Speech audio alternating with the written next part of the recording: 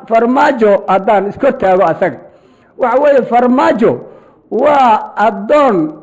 aanaan arag asagoo kale waxaaba weeye mid aan aragnay maaha wax badan baa riddo soo aragnay riddo noocaana ma aana arag cid ka liidatana nama soo marin amaysan dib noo soo marin waa isleeyahay ninkaa wuxuu yidhi wuxuu u tegay abiy wuxuu yidhi ilaahayba haddaan laga waayin waxaan rabaa abiy ow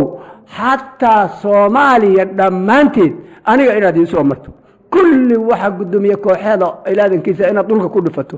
in aad aniga ii dhiibto wax alla waxa aad soomaaliya ka rabtana aan ku siiyo hadday bad tahay hadday beri tahay xataa waxaan ogolahay inaan ku daro Ethiopia Soomaaliya ka mid dhigo oo Ethiopia ay noqoto Soomaaliya oo dhan ay qaadato ayadu oo laqbo waa laqbadii ay sheeg jirnay way marka ninkii marka maxaad ilaa Soomaaliland ka raadin maxaad Puntland ka raadin maxaad Galmudug ka raadin maxaad Shabeelle ka raadin maxaad ilaa idankiisa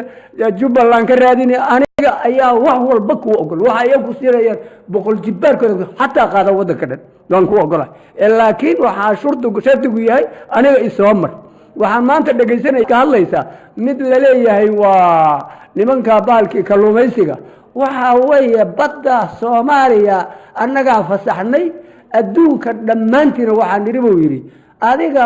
la imaw markabkaaga warqadana waa lagu saxiixaa badda waxa yaala guro ayaan niri fasax weey laakiin warqad uun baa ku saxiixayna wadankii dhamaaba gacanta ka riday wadankii dadkii ilaaday wadankii magaci Soomaaliya duugay waxa weeye waa nin lala jahaado oo ka daran yuhuudda Falastiin gubaysanaysa ku ka daran weeye kaas